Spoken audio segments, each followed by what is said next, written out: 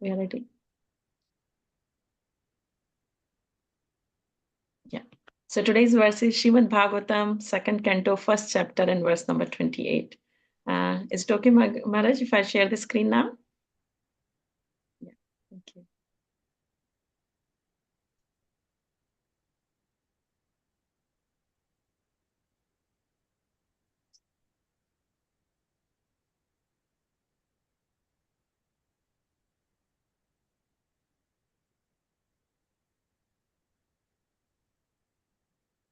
Yes, over to you, Maharaj.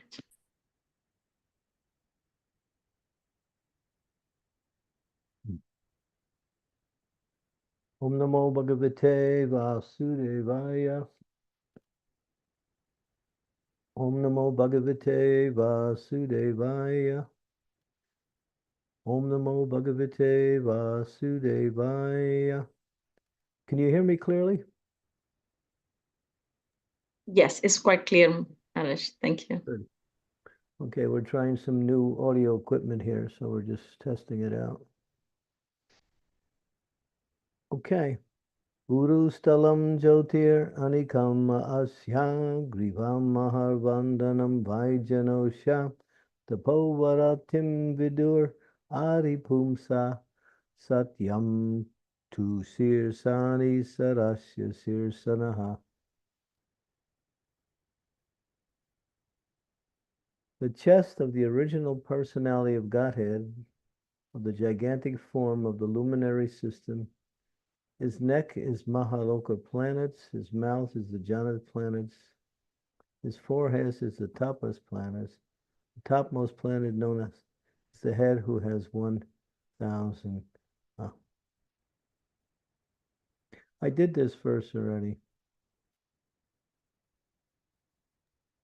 Okay, sorry. Then I will move to, I was told this one, but that's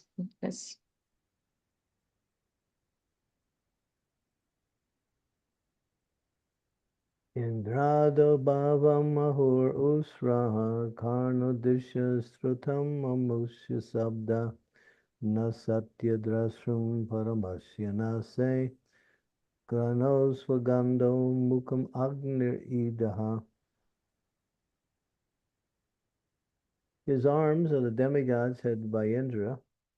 The 10 directions of size are his ears, and physical sound is the sense of hearing.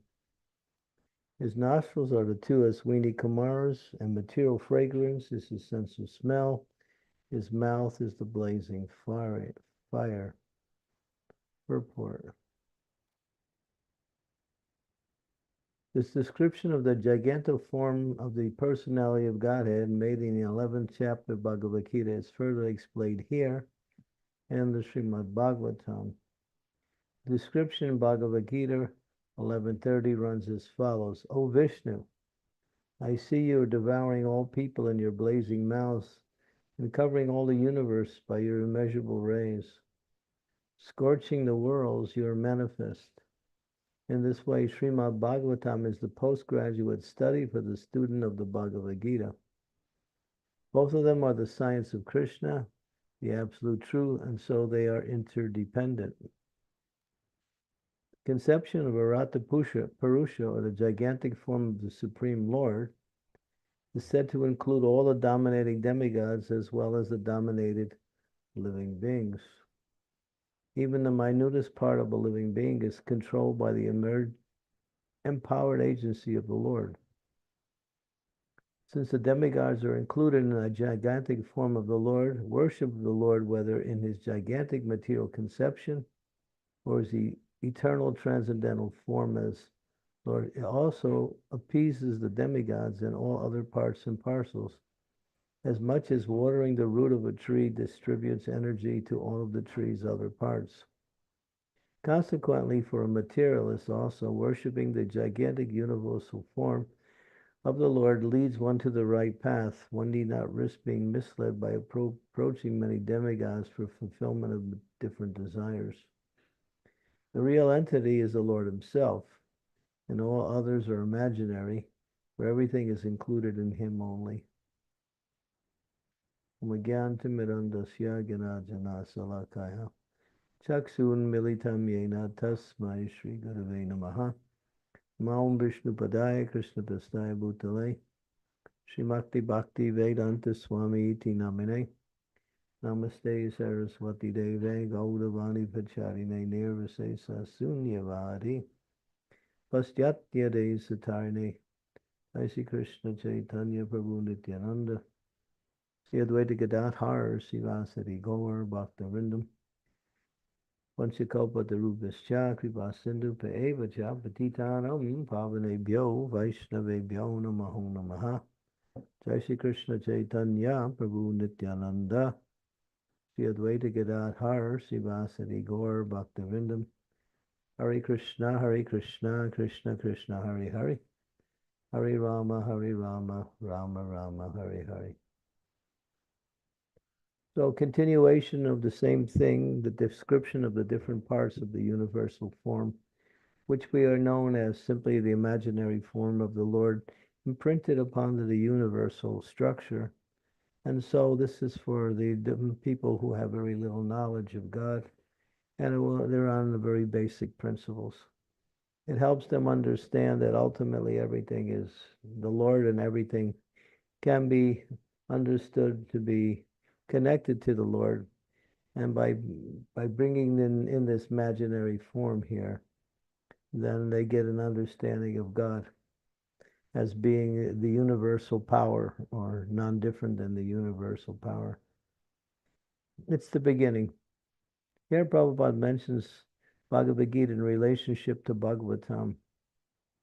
Bhagavad Gita is preliminary study of the science of bhakti, has many powerful verses to help illustrate how one can begin to understand the science of bhakti. Bhagavad Gita is basic as opposed to the Srimad Bhagavatam, which is more developed in its philosophical teachings and describes more of a variety of subject matters, including the different manifestations of Krishna's different transcendental forms as he appears in the world, along with his pure devotees. Bhagavad Gita is really establishing Krishna as the Supreme Personality of Godhead. There are many unscrupulous persons who take Bhagavad Gita and give their own interpretations to it and push out Krishna, or if they include Krishna, they consider him just a very powerful living entity, that's all. But by carefully understanding the words of Bhagavad Gita, we can see that Krishna explains his position as the source of all existence. As he says in the 7th chapter, everything rests on me as pearls are strung on a thread. Everything, and just he uses the example of a thread of pearls.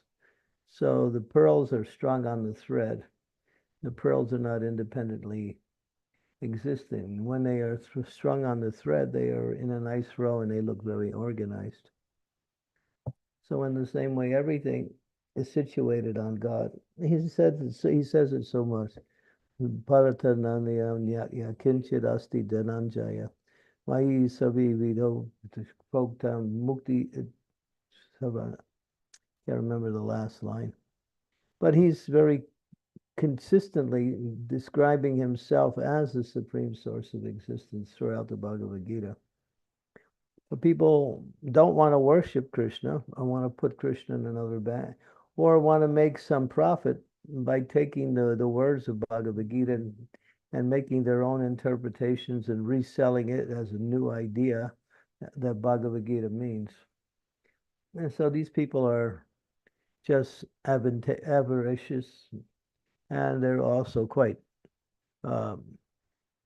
ignorant of Krishna's position, and they're more interested in personal profit. It's just like if you write a book, and then I take your book and I take it and I change it around and put my name as the author on it. What would you think? You think, well, that's plagiarism. That could be taken to court, and there will be some reprimation there. So the same way people take the words of Krishna, which has now been given by the Acharyas in the form of the Bhagavad Gita, and they want to make their own ideas. So this is fashionable, but as Prabhupada said, there's almost 700 versions of Bhagavad Gita in existence, and hardly any of them come into the point. I remember I came across one particular article. It was a long article in a spiritual news magazine, and he was glorifying the literary ornamentations of the words of Bhagavad Gita without mentioning Krishna as being the Supreme Personality of Godhead.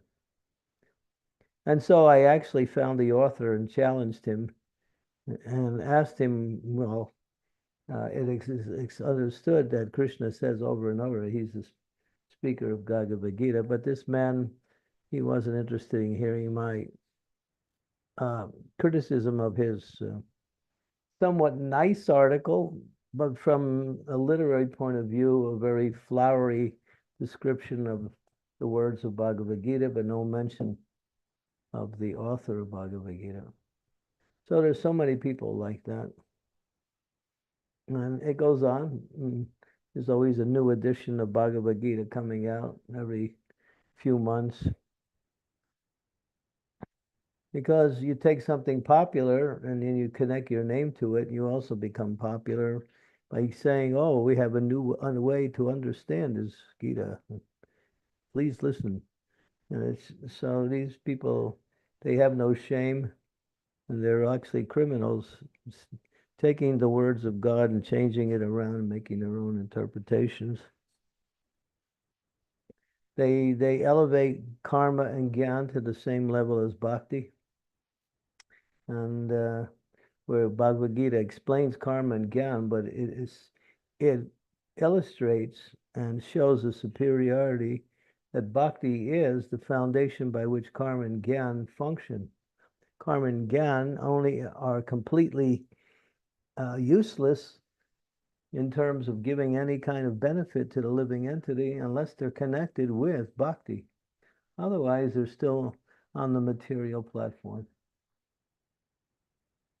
Okay, and Srimad Bhagavatam, as Prabhupada says here, is a postgraduate study for the student of Bhagavad Gita. So if we make a very careful description, the study of Srimad Bhagavatam, every day we're going verse by verse to help the devotees understand the importance of Bhagavatam and how systematic it is, and how that this knowledge in Bhagavatam is, as Prabhupada says, if you compare it to a university study course, it's called postgraduate study. So it is very elevated, and therefore it takes the words of the spiritual master, Srila Prabhupada's purports, to really help us understand the verses in Bhagavatam. Okay, go to the next verse.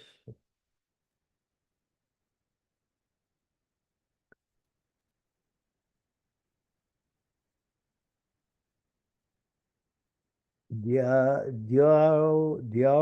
aksini chakshur abhuta patanga pakshami vishnur ahani uva che cha tabruvi drimba paramesti dishnam aposhatalu rasa eva jiva. Continue with the description. The spear of the outer space constitutes his eye pits. The eyeball is the sun and the power of seeing. His eyelids are both day and night, and the movement of his eyebrows. Brahma and similar supreme personalities of Godhead reside. His palate is the director of the water, Varuna, and the juice or essence of everything is his tongue, purport.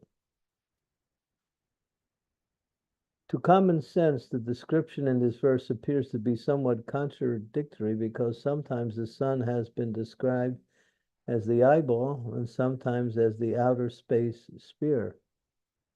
But there is no room for common sense in the injunctions of the Shastras. We must accept the descriptions of the Shastras and concentrate more on the form of the Virat room than on common sense. Common sense is always imperfect, whereas the descriptions of the Shastras is always perfect and complete. If there's any incongruity, it is due to our imperfection, not the Shastras.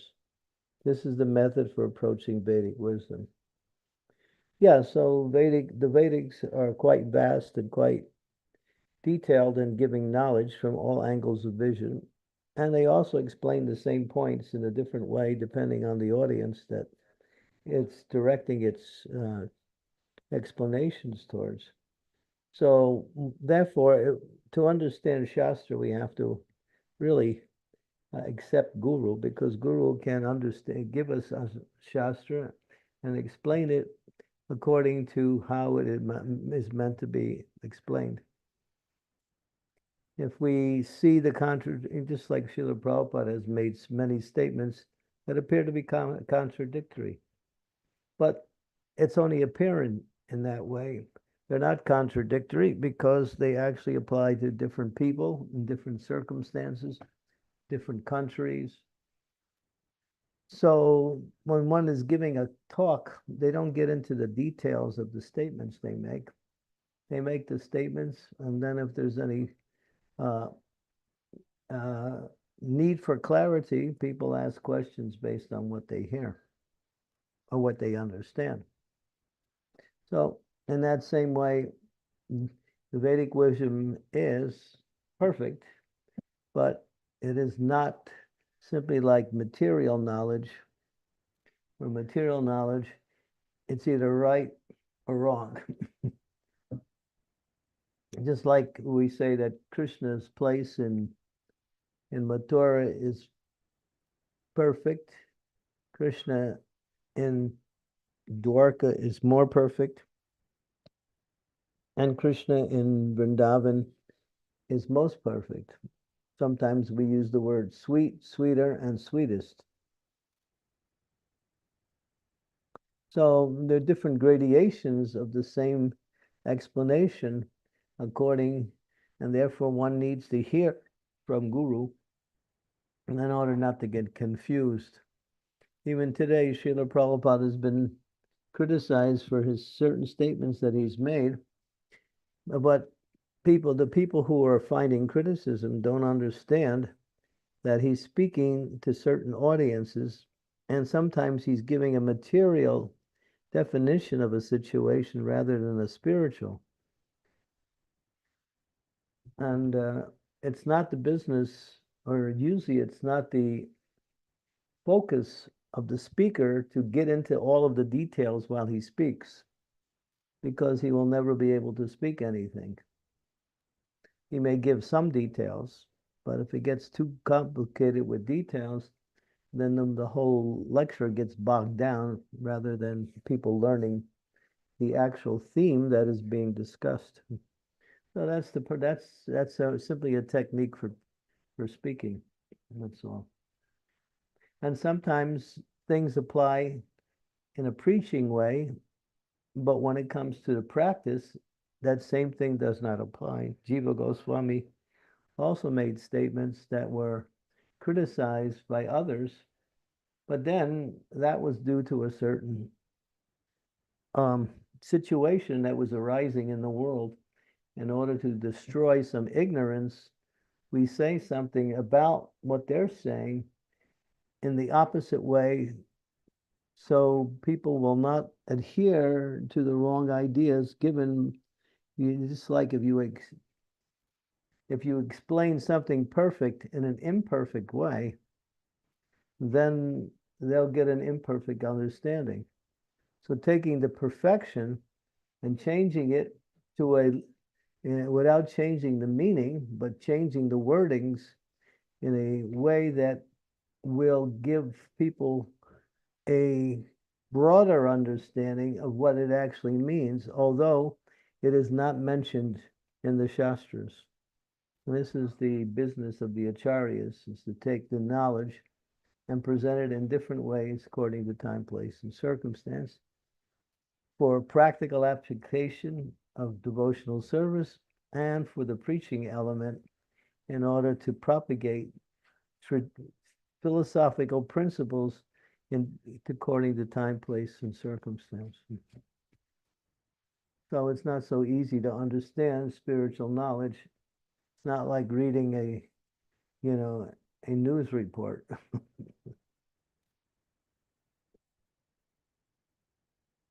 Okay, go to the next verse.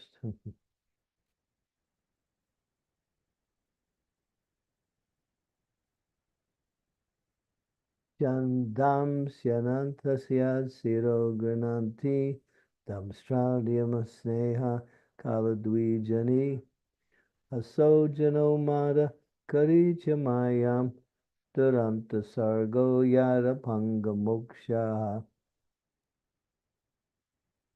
They say that the Vedic hymns are the cerebral passage of the Lord, and his jaws of teeth are Yama, the god of death, who punishes the sinners.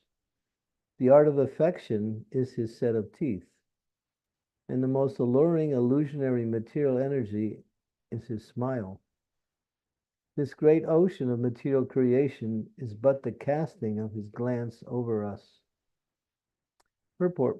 According to Vedic assertion, this material creation is the result of the Lord's casting a glance over the material energy, which is described herein as the most alluring illusionary energy.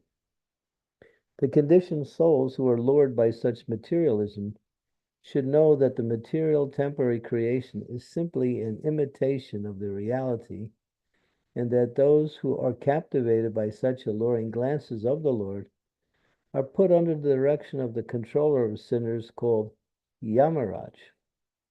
The Lord smiles affectionately, displaying his teeth.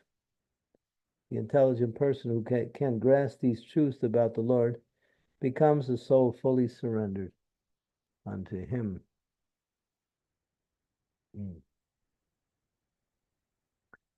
So one should not be captivated by the alluring glance of the material energy, which is more like a dance of illusion. Bhaktivinoda Thakur calls Maya, in terms of forms, he calls it the liquid forms of Maya. Liquid means something that is moving, changing, always changing. So, just like, to give you a very basic example, we see a beautiful young man or a beautiful young girl, but then you see how time changes everything. That beauty is no longer there by the force of time, and then it's the same person, but the time element is moving things usually to a lesser situation. Something appears nice or attractive, something desirable, and then when our moods change, that same object or same person doesn't have the same attraction. So we're constantly in a world of mirrors. Mirrors is just like if you go into a fun house, they have these things in different entertainment and things they place. They call it a fun house. And you walk in front of a mirror and you see how the mirror distorts your actual form in different ways. You go to another mirror and you get another distortion of your physical form. And it's meant to give you some kind of pleasure. But if you think about it, this is a very good example of how the material energy works. The forms are always changing and they're never stable. And what is the real form? What is not the real form? Is the mirror the way it is? So this material world is just a series of illusions that cover the living entity, and the living entity is like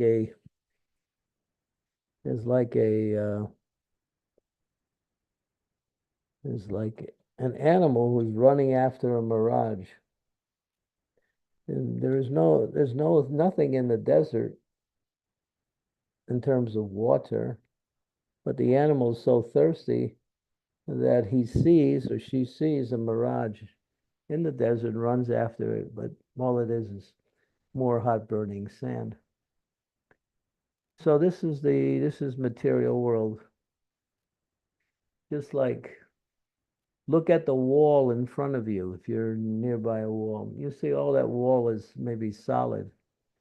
But just by the manipulation of material energy, you can take your hand and you can push it into the wall and it'll come out the other side and you can pull it back also. I've seen it done. How mind changes matter to appear in different ways. Advertising is another form of Maya's, what we say, weaponry to distract the conditioned soul more and more towards illusion, where using very attractive pictures and very catchy words, people are attracted to something that most of the time they don't need it. It's not even good for them. But because the desire is there for some enjoyment, they succumb to that. And so this is happening constantly with the conditioned souls, always being allured by some kind of attraction by this material world. If they're not being allured, they're running away from it, looking for something different, something better. But in the spiritual realm, Krishna's body and Krishna are the same. Our body and us are different. Our body is illusion. It exists, but it's temporary. Therefore, it's always changing. And therefore, at one point, it'll be gone. But then everything in spiritual is never has any origin. Everything spiritual is in its pure state of existence. It doesn't come into being. It doesn't go out of being either. It stays in its pure spiritual essence. That is the spiritual world. It's expanding, but it's not changing. Material world means change, change, change, change. Okay, so these are some things we can think about in relationship to these universal forms here. It says the Lord smiles affectionately, and that smile is just part of the material energy. What is the smile? Where is it mentioned here? The alluring, illusory material energy is his smile. So we're in this material world and we're still looking for things to make us happy. And Krishna, in the form of the illusionary energy, is smiling at us, saying, here is where you can find what you're looking for. And then we run that way. Just like there is this, I came across this news article many years ago. It's called Shoppers Anonymous. Shoppers Anonymous. So there's people who are so addicted to buying. They watch the televisions, they read the newspapers and magazines, looking for things to buy. And then they spend a large part of their money buying things they can't even pay for. There was one lady that was being described in the article that on her lunch hour during her work time, for that 1 hour, she would go out and buy about $400 worth of stuff every day on the average. And so people are attracted to this illusionary energy in so many ways. And it's unfortunate if they want to get attracted to something that'll be beneficial, they should get attracted to Krishna. All they have to see is the beautiful form of the Lord and think about that beautiful form, meditate on that form, and after a while, that form is not simply an illusion, it's real. And that form is also animate, it's not inanimate. And then that form will increase our attraction and bring us closer to wanting to see Krishna more in different ways and serve Krishna also in different ways. So form is not bad, but forms in the material world are all illusionary. Yeah, there is a class of people known as the Mayavadis. They reject all material form, but then when Krishna appears in his transcendental form in the material world, they say that that form is also material and therefore it's also illusionary. So they don't give any credit to any form, thinking all forms are simply material. Their idea is that the formless is the actual reality and form is simply illusion. But material form is illusionary. It exists, but it's always changing. But spiritual form is actually reality. Just like we, living entities, we have a soul, and that soul also has a form. And that form is eternal, and it's never changing also. There's for the Mayavadis, there's a thing called the cow in the barn philosophy, which applies to their ignorance. There's one story where one cow was in a barn and the barn caught on fire. So the cow became frightened and ran out of the barn, and the barn burned down. The cow was saved.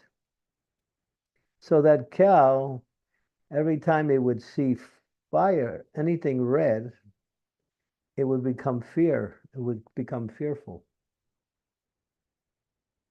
So the Mayavadis are like that. Material forms are illusion, therefore all forms are illusion. Cow in the barn philosophy. But there is spiritual form, which is the source of all other forms, and that is Krishna expands himself into many forms of himself, and he also expands himself into this material energy, which creates the temporary forms by which we are attracted to. Okay. Hare Krishna.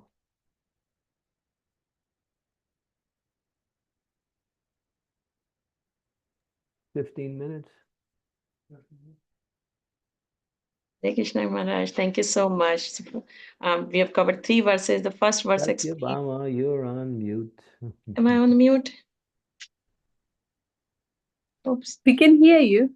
Can you hear me now? Yeah, I think We I've could just hear you. myself on mute. Yeah, thank you. Satyabhama, you're still on mute. No, Guru Maharaj, we can hear her. I can also hear. She's practicing Moni Baba now. Or maybe she's teaching us how we're supposed to read her lips. She's teaching lip reading. Okay. Hare Krishna. Very Can good. you hear me now? Still Your you're on Holiness, mute. we hear him. I can hear you. Yeah, Guru Maharaj, can you hear us? eternally muted. I think Guru Maharaj can't hear anyone. It seems like that. We can't hear a word you're saying. Maybe it's good to write to him. Yeah, actually. Satyabhama, do you want to do that? Yes, yes. Can everybody hear her? You can hear? Yes. Oh, sorry, my speaker went off. Okay, now you can speak. All right. I apologize. Hare Krishna. Can you hear me now, Guru Maharaj? Yeah. Yes. You're okay. My speaker went off for some reason. That's fine. Thank you. It happens. So Guru Maharaj covered actually 3 verses. First verse establishes that Shri Krishna is the Supreme Personality of Godhead. The second verse, Guru Maharaj covered the potency and importance of the Shastras.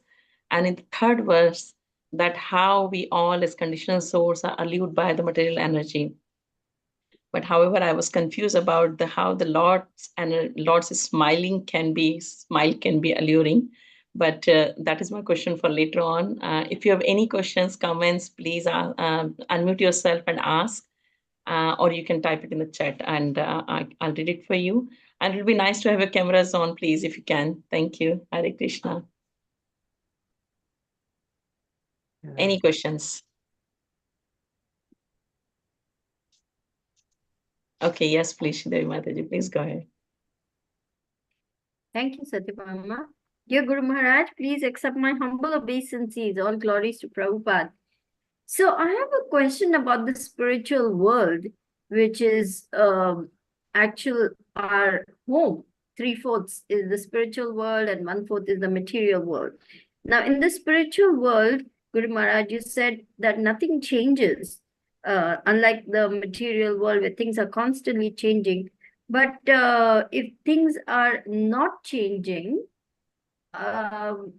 is it what does Srila Prabhupada mean when he says the spiritual world is full of variety? Yeah. I said it's not changing, but it's expanding. There's activities going on. The forms don't change. The forms can change simply by the desire of the Lord, but that's a whole different thing. Anything that is in the spiritual world exists eternally.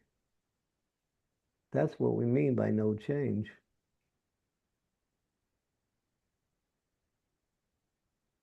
When everything in this world goes through 6 changes. It begins, it grows, it stays for some time, produces some byproducts, gradually dwindles, and then it vanishes. This is the world of change.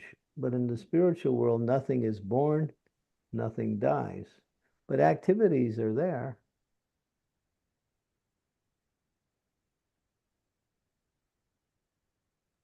Thank you, Guru Maharaj. Activity is always there.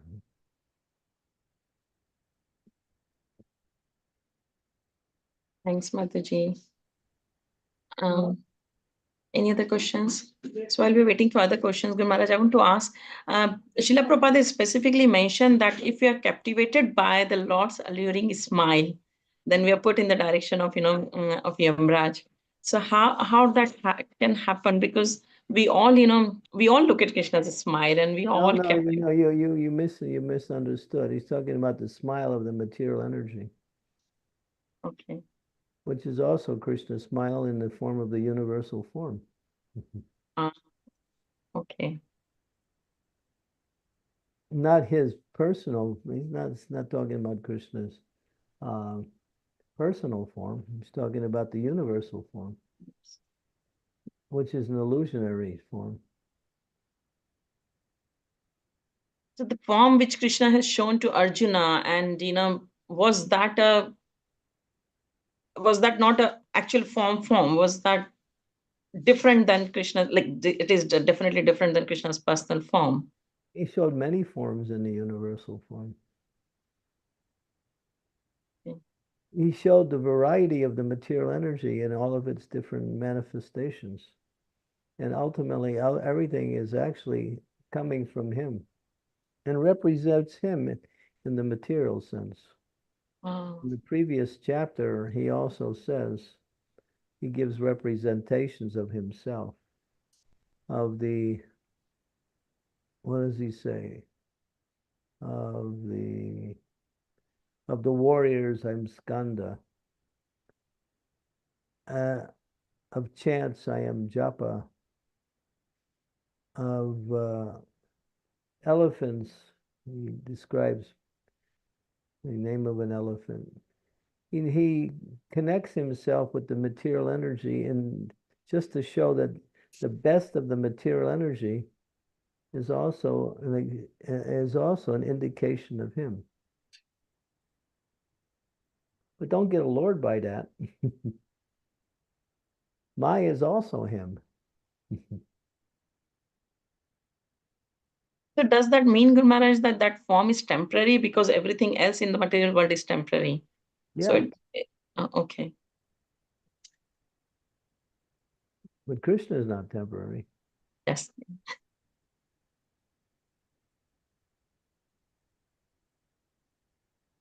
Thank you. Thanks, Guru Maharaj. Any other questions, devotees? Remember, if you can't speak, you can type.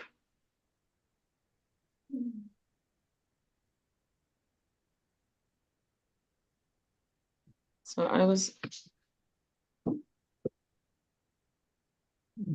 Bhagashri, you're in two places at once here today, huh? Hare Krishna, Guru Maharaj.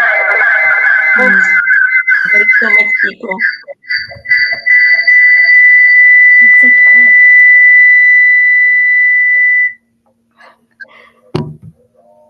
Yeah, sorry, Guru Maharaj. Actually, we were not able to hear you, so I also connected through other device. Can you hear me now? Yes, Maharaj. Okay. We're testing out some new audio equipment here. Hopefully it'll give you more of a clear sound. Yeah, It is initially clear, let me actually. know. Thank you. Yes, Shilpesh Prabhu, please go ahead. Hare Krishna Guru Maharaj, please accept my humble obeisances. All glories to Srila Prabhupada. All glories to the devotees. Guru Maharaj, I was preaching to a couple of friends this week, and I said to them how the material world is created through sound, and The they material world is what? is created through sound vibration. Mhm. And both of them asked me, doesn't light come first? And I said, no, but Krishna's effulgence exists as a Brahman Jyoti, and that Brahman permeates everything. So, what can I say to them about what their question about does light come first? Well, Brahma Jyoti is eternal. The creation of the material world is temporary. So when he creates the material world, the sound vibration, sound is the most subtlest of all of the just like the sound waves carry through the akash or the space, just like radio waves or sound waves are because sound is found within space, and that is the original. So the original sound vibration for creation is Om. But the manifestation of existence is not an element of creation. It exists eternally. So Krishna's effulgence for his body is the light which permeates all of existence. And that's eternal. But when you talk about creation, then sound is first. From sound comes touch. From touch comes sight. From sight comes taste. And from taste comes smell. So sound is the first and expands itself. Sound is connected with ether. Touch is connected with air. Sight is connected with fire. Taste is connected with water. And smell is connected with earth. Everything starts from sound and then expands itself more. And each of the elements, as I mentioned them, are more and more gross. The earth is the grossest of all of the five elements. And in the earth, there's where gandha, or smell, is found. Just like you plant a seed, according to that type of seed, there's no smell in the seed, but the seed works in such a way as to take a particular aroma from the earth, and then that comes into a plant. So the earth is a composite of all fragrance.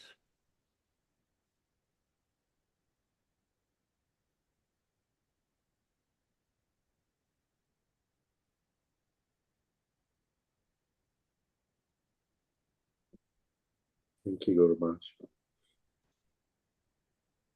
Pavni, are you okay? You look like you're sleepy. I'm okay, Maharaj. What time is it there? It's 7:52. 7:32? 52. In the evening? It's in the evening? Morning. Morning. Oh, it's in the morning. Okay.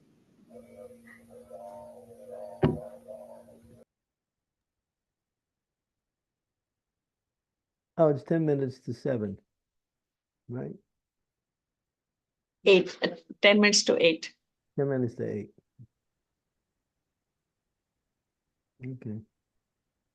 Any other questions, devotees? Otherwise, we'll move to, there should be some questions.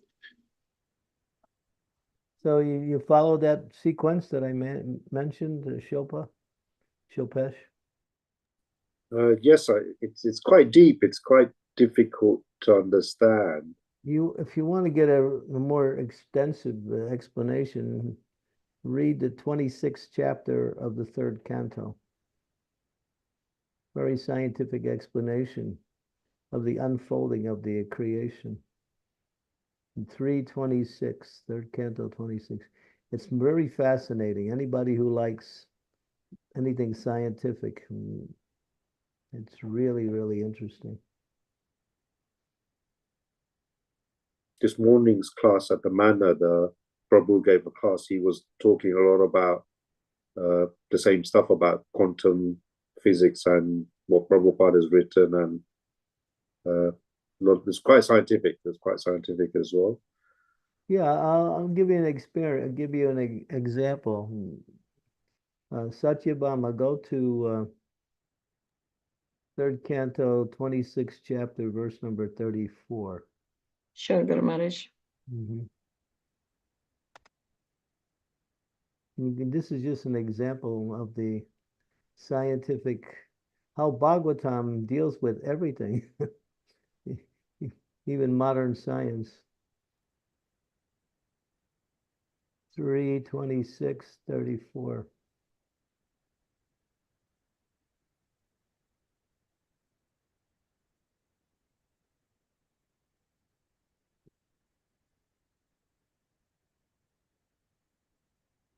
Okay.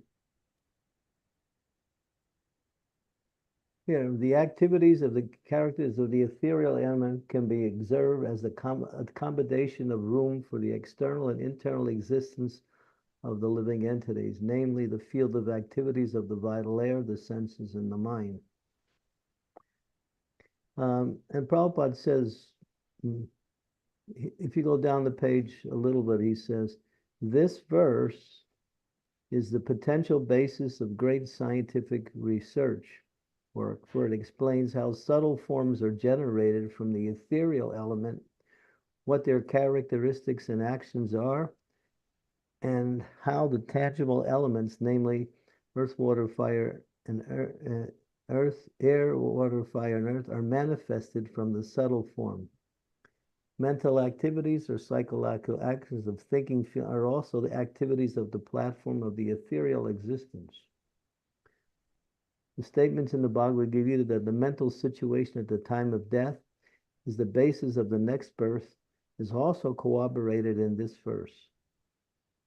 Mental existence transforms into tangible forms as soon as there's an opportunity due to the contamination or development of the gross elements from the subtle form. You got that? But it sounds like our consciousness can have a huge influence on form. Say again? It sounds like our mental consciousness can have a huge influence on the material forms. Yeah. Yeah, you're conscious. You're actually preparing your next body every moment as you're living. It's really being formed in your subtle, in your mind, in the subtle part of the mind. So as you desire and as you act according to that desire, you're creating a new body as you go. Therefore, if you focus your consciousness on Krishna and perform spiritual activities, you're formulating your spiritual body. And at the time of death, the culmination of these activities will give you the next body.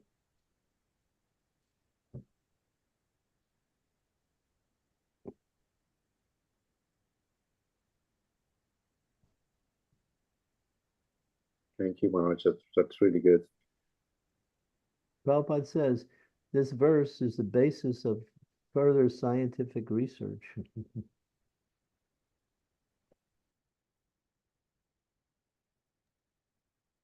Thanks, Hilpesh Prabhu. Scarlett Mataji, please go ahead. Hare Krishna, thank you very much for this class. I'm so sorry I can't have camera on because it has to do with health issues.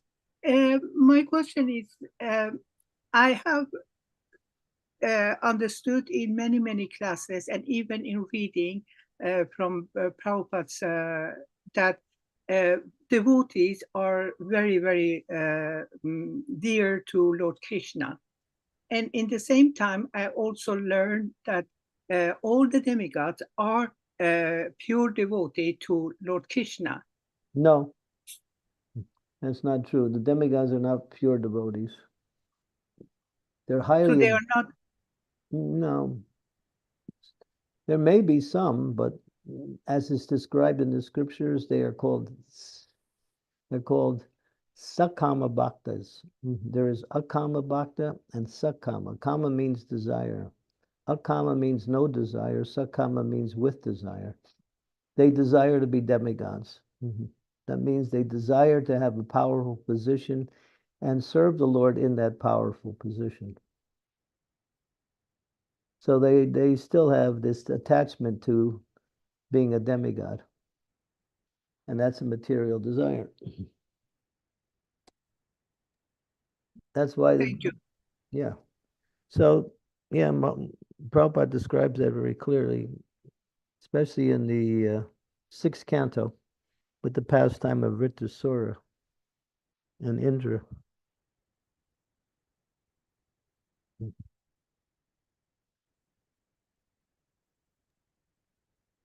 The demigods, they want to be demigods. We want to be servants.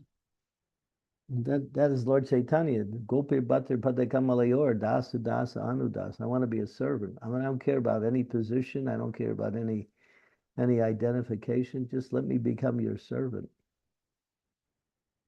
Demigods, they want to serve the Lord, and they also very much connected with big service. They have to manage the universal affairs, but still, they have this desire to be a demigod.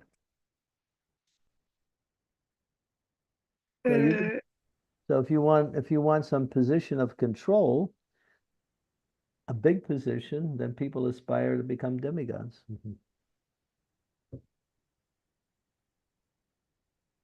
May I ask a follow-up question, please? Yeah.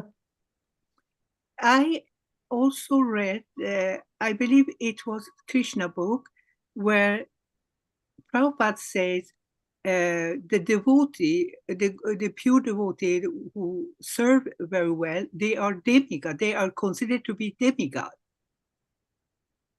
No, they're called deva. Deva means godly. Demigods are different. You don't mix up the word deva and demigod. According to Sanskrit understanding, there's two different categories. Okay, thank you. That means godly. Demigods are position. It's a position to be a demigod. To be a devata, that can sometimes is referred to as demigods, but actual meaning means to be godly.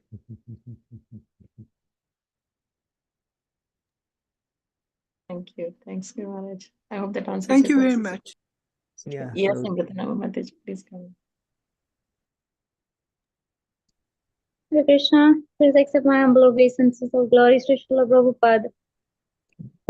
So, Guru Maharaj, when we talk about yogis and bhaktas, dissolving the subtle body, when the soul is liberated, when the soul is liberated, the subtle body also get dissolved, apart from gross body. So how does that happen in the case of yogis, and how does that happen in the case of bhaktas? Case of bhaktas, they're under the Daivi energy, so that's done by higher powers. That happens automatically. The yogis have to do it in a mechanical way, simply by amalgamating the different elements into each other until they come to the stage of false ego, and then they amalgamate the false ego into the universal existence. So the yogis do it in a very mechanical way. These are powerful yogis, of course. Just like we mentioned the different elements, earth, water, fire, air, ether, they amalgamate the different elements in the body into the next element, and then they amalgamate everything into the mind, and the mind into the intelligence, and the intelligence in the false ego, and then amalgamate the false ego, which is a composite of everything, into the universal structure. And then and if they're powerful enough, they can direct themselves where they want to go in their next life. But generally, yogis still have desires for material power.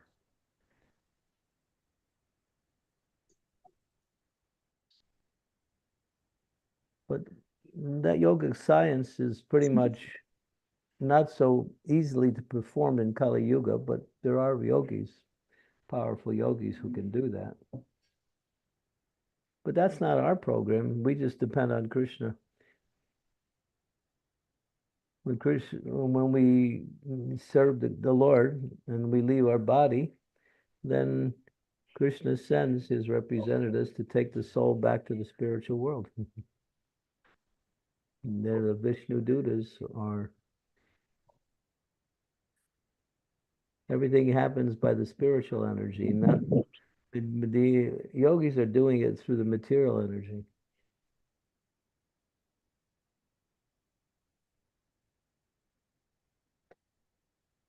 It's like a little child. The devotees are like the little child. They simply depend on their parents for everything. And they know whatever I need, I can get it from my parents.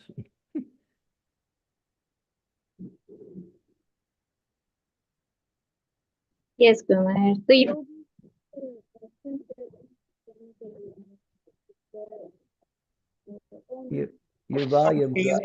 Your volume just dropped.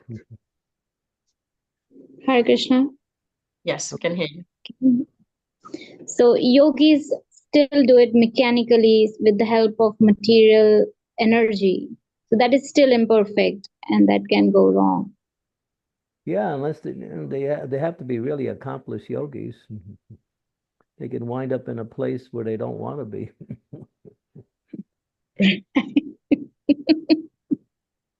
The yoga process has to be done perfectly. You can read about it in the Bhagavatam, how the yogis transfer themselves to higher planets or even to the spiritual world. He had Durvasa Muni. He was so powerful. But when he got chased by the chakra of Vishnu, he was running for it. Where did he go? He flew all the way to the planet of Lord Brahma, and then Brahma couldn't help him. He went to the planet of Lord Shiva. Shiva said, "You're in trouble." So he went to Brahma Loka. He went to Kailash, Shiva Loka. Then he went to the outskirts of the Vaikuntha planets, where he saw where he fell down at the form of Lord Vishnu, four-ended form of Vishnu. He was such a powerful yogi, he could actually go to the outskirts of the spiritual world. That's Durvasa Muni. He's one of the most powerful yogis that are mentioned in the Shastras.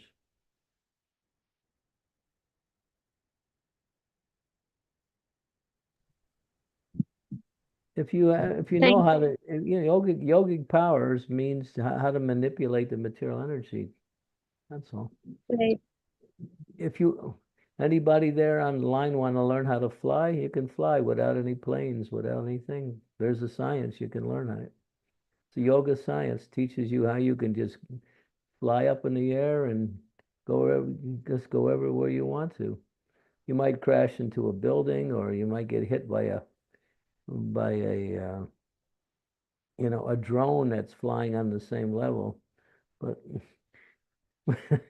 you can do that. You can fly. Yogis go underwater in one place and come up in another place, surface in another place 1,000 miles away from their original place within a few moments.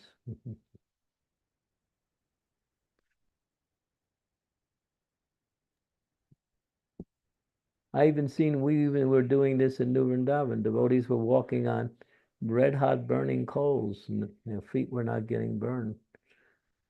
There's a group of people who came to teach the devotees how they could walk on hot burning coals. I didn't think I wanted to do it, so I didn't do it. So, I wasn't so much adventurous.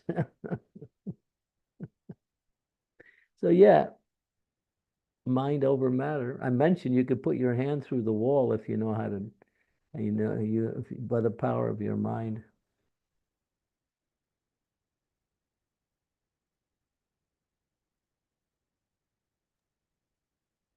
Thank you. Thank you, Guru Maharaj. Thanks, Amritanam. So we are over an hour. I could tell you something else, but it's not very good on public forums, so I won't say it. But if you want to find out about it, there's one book called The Blazing Sadhus. It's by one devotee. It's called Blazing Sadhus. He talks about this tantric yoga.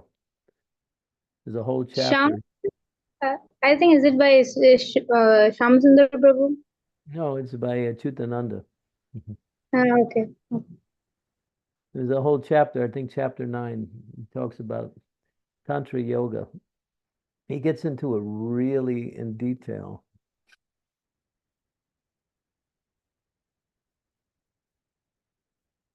So yeah, if you want power, you can get it. The devotees are not interested in this. Devotees are simply interested in serving Krishna. All these other things are just tricks, gymnastics, it's satisfaction of the false ego, or to try to squeeze out more material happiness from the material energy. That's all it is.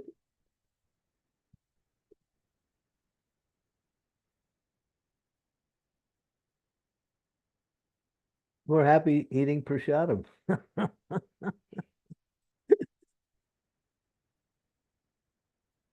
And doing kirtan. And doing kirtan, yeah. Especially. And dancing, singing, eating, talking about Krishna, doing things for Krishna. This is the activities of the spiritual world.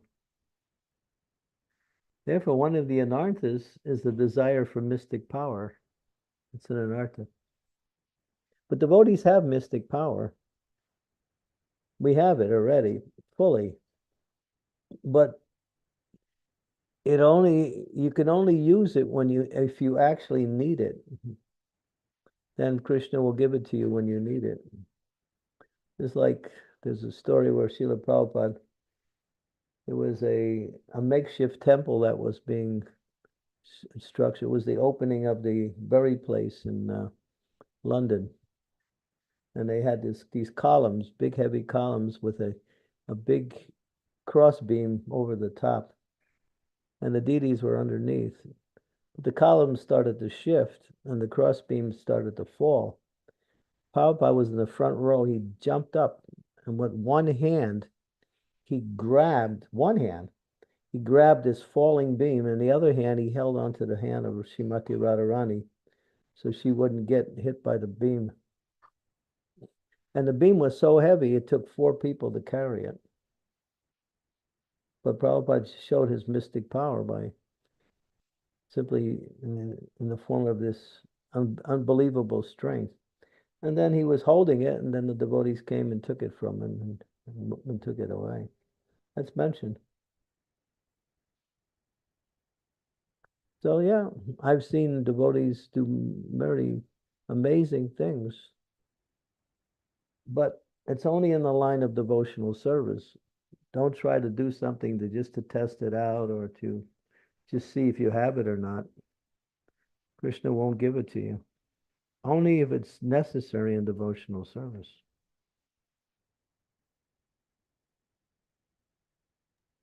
That means circumstantial. It doesn't, devotees have power, a lot of power. Because Krishna is the source of power. When they're connected with Krishna, that power is there. The more you're connected with Krishna, the more that power is there. But devotees don't use it. Only if it's emergency or some actual necessity.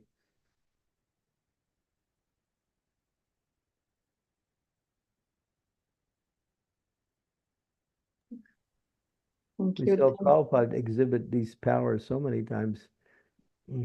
He was standing about, I don't know, 6 feet away from a tulsi plant, and he was doing arti to the deities. Tulsi plant was on the other side of the altar. Prabhupada was on the left side. Tulsi plant's on the other side. And so Prabhupada was offering the water in the conch shell. And then there was no bowl to pour the water in. The devotees had forgotten to put it on. But Prabhupada turned to the devotees and started to say, bowl, bowl, bowl. And the devotees just went, Haribo, Haribo, Haribo. And Prabhupada could understand they couldn't get it. So he took the water with in the conch shell. Tulsi was on the other side. He flicked his wrist. The water shot out of the conch shell in a straight stream. None of it hit the floor, and it went straight onto Tulsi, every drop.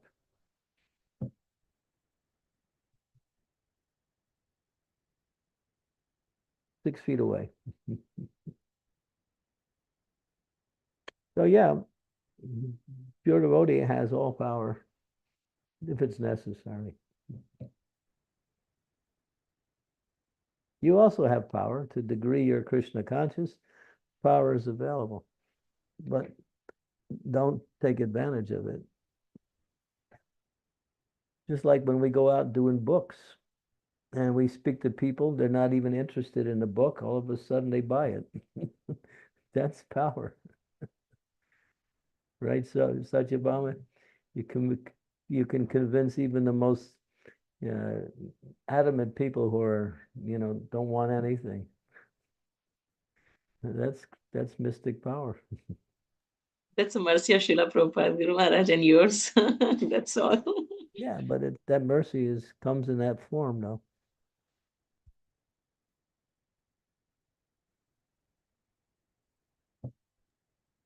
Great. Thank you. Thanks, Amritana Mataji. Shridevi Mataji, you have a question? Yes, please, Satyabhama. Guru Maharaj, on the question of powers and or lack thereof, supposing we have been practicing Krishna consciousness for a very, very long time, and suddenly after many years, some deep-seated anarthas start coming to the surface. I say, oh, I'm so frightened, I'm panicking about everything, I'm fearful, etc., etc. And I'm totally on the bodily platform. Does that mean that for those years, I was just skimming the surface of bhakti? I was not really going deep. I was just doing like Gyan Yoga or something or Karma Yoga. Why is it that after many, many years of practicing Krishna consciousness, I've slipped down so much? Well, there's many answers to your question, possible answers. One, if you commit offenses, then we lose. We lose ground in Krishna consciousness. That's one. Two, a lot of these things are deep attachments that don't come out until after many, many years, and then they manifest. Many answers to that.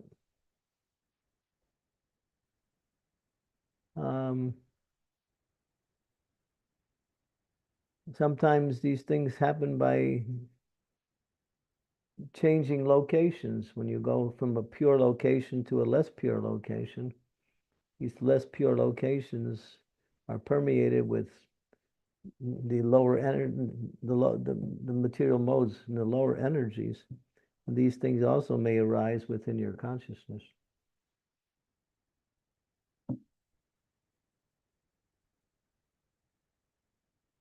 And that's why we should never associate with non-devotees, because that association, we can pick up some of their bad habits and their contaminations also.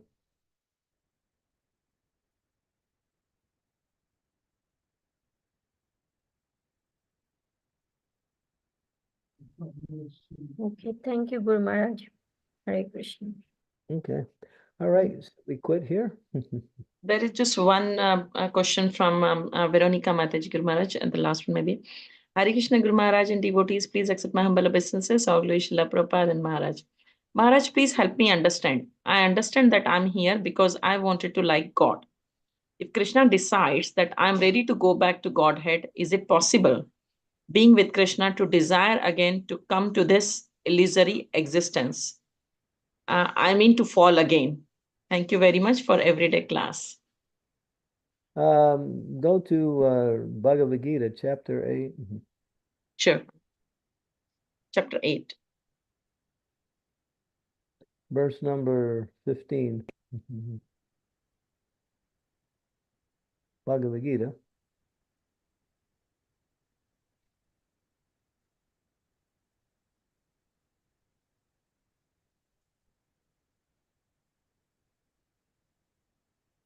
Sorry, 15:8. Sorry. Yeah. 8:15. Yeah. 15. No, that's the wrong chapter. Oh, 8:15. Sorry. I'm sorry. You were there. Yeah. No, verse 15.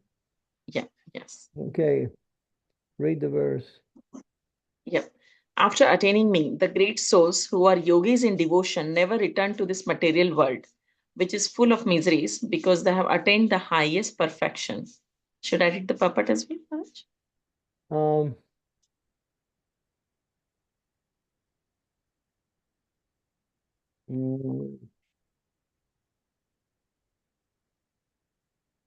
The point is, once you go back home, back to Godhead, you don't come back. But if you want to come back, you're a fool. Because the thing is, your independence is never lost. But it's obvious that once burnt, twice shy. You stick your hand in the fire, and then you get the message that it burns. You won't do it again, not consciously anyway. So we consciously came to this material world. Now we've been burnt by this material energy, life after life. And now we made it back. So you won't come back anymore. And when you're in the spiritual world, you know all of your births in the material world. You can see them as some bad dream, that's all. all of your husbands, all of your wives, all of your kids, all of your cars, all of your adventures were just like a bad dream. That's all it is. When you get back, then you're back into the reality. You're back in your reality. This world is a world of illusion. Bhaktivinoda Thakur gives a beautiful, what is that poem? Do you know that, Sri Devi? That poem he wrote? Yeah, it's a long poem, and that one of the forget the past that sleeps, near the future dream it all. Act in times with our deed, and progress ye shall call. But that's just one of the many verses. Do you remember the name of that poem? No, Guru Maharaj, but you have often quoted that verse to me. I remember you writing those Shakshi, lines. Shakshi makes it Bhuliya tumhare. Acha. Bhuya Tumare. Is that it? I'm not sure if that's. Is that it, Shakshi? Hare Krishna Maharaj. I think, yes, Maharaj, you were talking about this one. How we forget the Lord, and in the womb of our mother, we repent that how we forget the lotus feet of Lord, and we came into this illusion. And once we take birth again, then because of the illusion, we again stuck in the material world. Something like that. Bhuya Tumare, I don't know. No, it can't be because this is too small. This is a longer poem. This is go to that one line. Forget the past that sleeps, ne'er the future dream at all. Act in times with R&D and progress ye shall call. If you can just, you have to Google that. Forget the past that sleeps. Maharaj is called the Jiva soul. Yeah, that's it. You got it. I think that's it.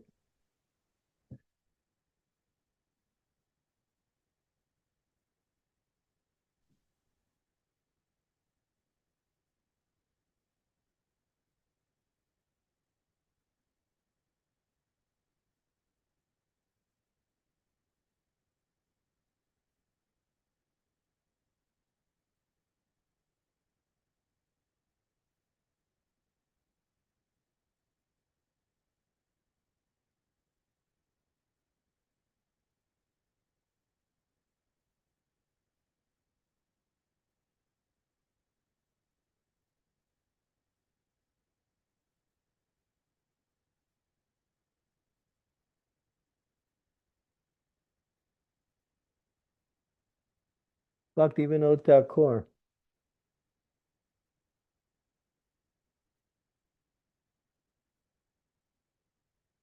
There you go. Yeah, get the whole poem now.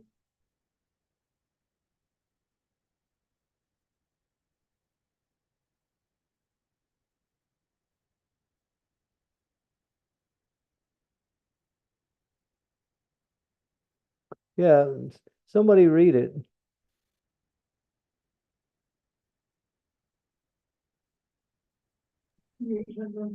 Alas for those who spend their days in festive mirth and joy, the dazzling, deadly liquid forms their hearts forever employ.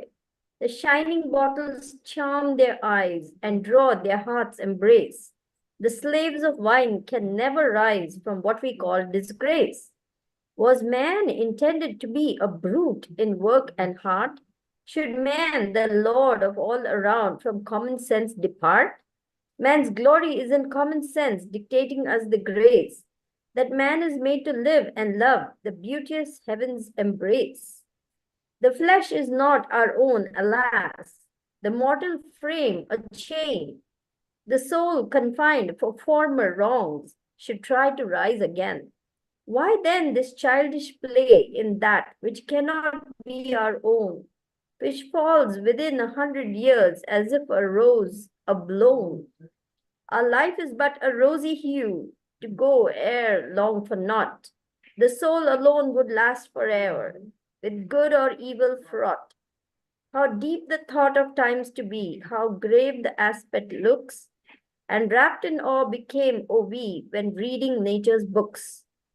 Man's life to him a problem dark, a screen both left and right. No soul hath come to tell us what exists beyond our sight. But then a voice, how deep and soft, within ourselves is left. Man, man, thou art immortal soul, thee death can never melt. For thee thy sire on high has kept a store of bliss above. To end of time thou art, oh, his, but who wants but purest love. O love, that power and spell Yeah. benign, how melt my soul, now melt my soul to God. How can my earthly words describe that feeling soft and broad? Enjoyment, sorrow, what but lots to which the flesh is heir? The soul that sleeps alone concludes in them it hath a share. And then, my friends, no more enjoy, nor weep for all below. The women, wine, and flesh of beasts, no love on thee bestow. But thine to love thy brother man, and give thyself to God. And God doth know your wages fair. This fact is true and broad. Forget the past that sleeps, and ne'er the future dream at all, but act in times that are with thee, and progress thee shall call. But tell me not in reasoning cold, the soul is made alone by earth's mechanic lifeless rules and to destruction prone. My God, who give us life and all, alone the soul can kill. Do or give it all the joys above he promised to fulfill, his promise to fulfill. So push thy onward march, O soul, against an evil deed that stands with soldiers' hate and lust, a hero be indeed. Maintain thy post in spirit world as firmly as you can. Let never matter push thee down. O stand, heroic man. O Sharagrahi Vaishnav soul, thou art an angel fair. Lead me on to Vrindavan, and spirit's power declare. There rests my soul from matter free upon my lover's arms. Eternal peace and spirit's love are all my chanting charms.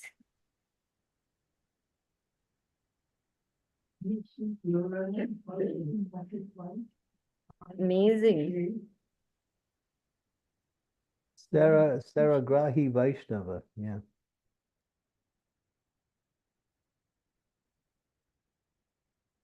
Nice, huh? Give up the material, take to the spiritual.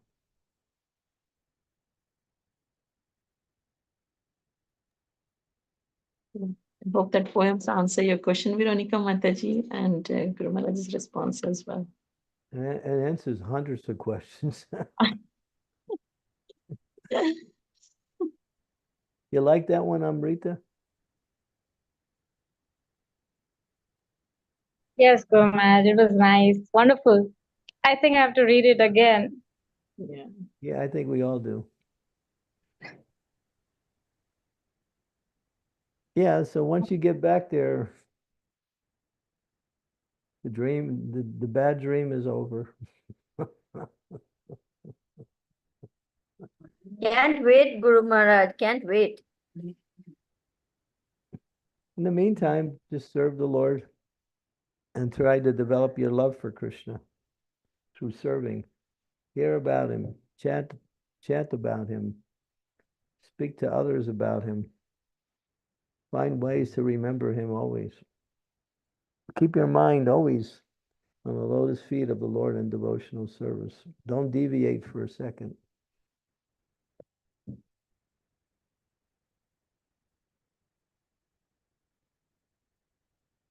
It's possible.